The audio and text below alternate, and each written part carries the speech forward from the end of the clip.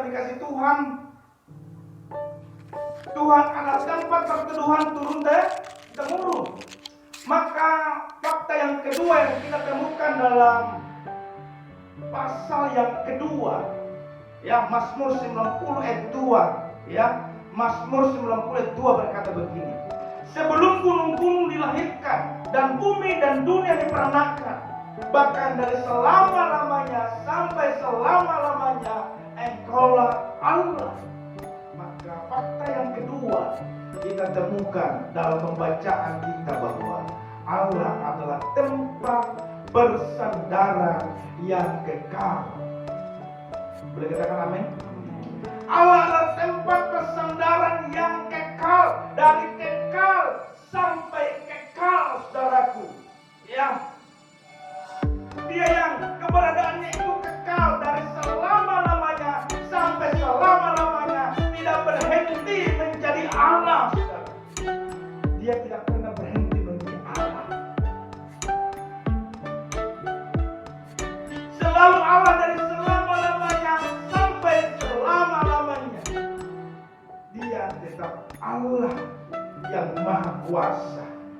Dan dia adalah Allah di atas segala Allah. Dia adalah Tuhan di atas segala Tuhan. Dia adalah Raja di atas segala Raja, saudara. Maka dia adalah tempat persandaran yang sejati, tempat persandaran yang pasti. Amin. Yang sempurna, yang tidak mungkin bercacat, yang tidak mungkin jatuh, saudara.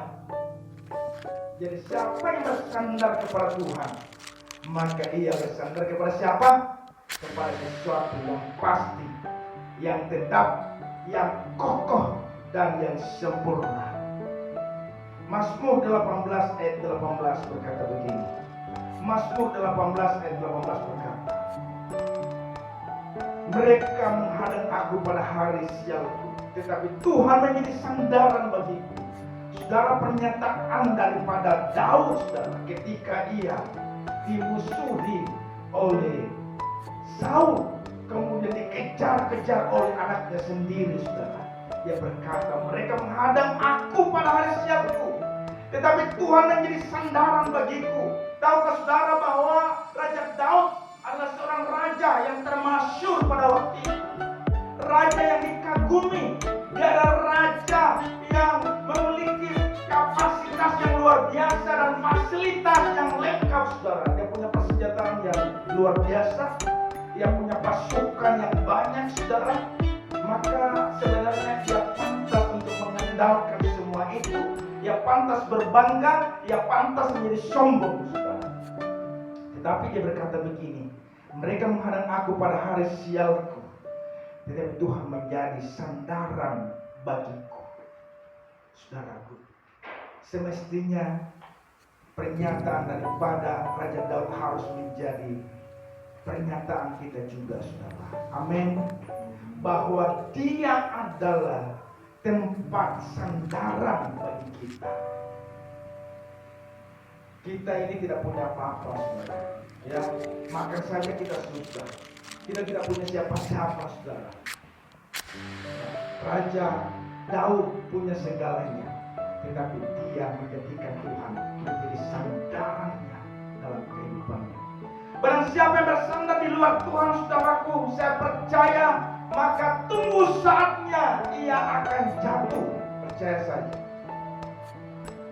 Kalau kita bersandar kepada manusia, kita bersandar di luar Tuhan, percayalah, ada saatnya orang itu akan jatuh. Tidak ada manusia yang kuat. Seberapa kuatnya kita lalu kita mau bersandar pada diri kita, bersandar kepada orang lain, saudara.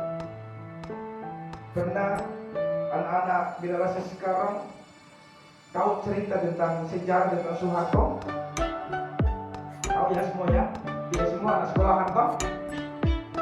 Jadi Soeharto itu bermimpin berapa tahun, saudara? Berapa?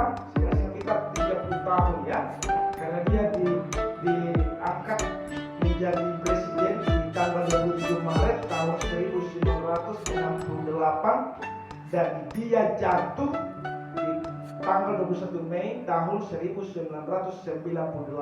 Jadi ada 30 tahun. Tahun 98 ia jatuh, saudara. Tahu saudara bahwa Presiden Soeharto pada waktu itu adalah presiden yang terkuat, saudara. Ada banyak orang yang boleh dikatakan mendoakan Pak Soeharto pada waktu itu. Bahkan saya sendiri berpikir dia adalah presiden satu-satunya. Tidak ada yang akan mengganti presiden seumur hidup. Belum ada yang lain untuk menggantikan dia. Tapi apa yang terjadi, saudara? Mungkin kita di daerah Sulawesi Barat, beliau adalah presiden yang terbaik. Tapi ketika kita ada di Jawa, saya di Jawa pada tahun 99 saya mendengar informasi tentang beliau. Wow, ada banyak orang yang mengkritisi, ada banyak orang mempersalahkan dan lain sebagainya. Ada berita-berita, ada cerita-cerita negatif, saudara. Dia adalah presiden yang kadang-kadang orang melihat dia terhebat, luar biasa, terkuat. Tetapi apa terjadi, saudara? Ternyata di tahun 98 dia kemudian jatuh dengan cara tidak terhormat, saudara. Mereka adalah orang-orang yang hebat, yang kuat, tapi toh juga mereka jatuh. Kepada siapa kita berhasil? Kepada siapa kita berharap, saudara? Tidak ada manusia yang kekal kekuasaannya, saudara. Saudara mungkin berharap punya relasi dengan bupati, boleh-boleh saja silahkan. Tapi jangan pernah engkau berharap bersandar kepada mereka. Ya, kalau Tuhan sudah tidak berkenan lagi, maka kekuasaannya akan berakhir, saudara.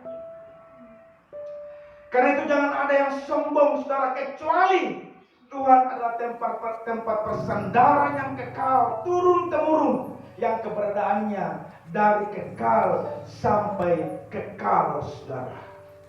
Dialah yang layak kita percayai. Sehingga masuk di tahun 2023 ini dengan isu bahwa akan terjadi resesi ekonomi, maka kita percaya bahwa Tuhanlah tempat perteduhan kita turun-temurun. Yang kedua, bahwa Tuhan adalah tempat persandaran kita dari kekal sampai kekal selama-lamanya, tidak pernah berubah. Tuhan Yesus memberkati kita sekalian. Amin untuk firman Tuhan.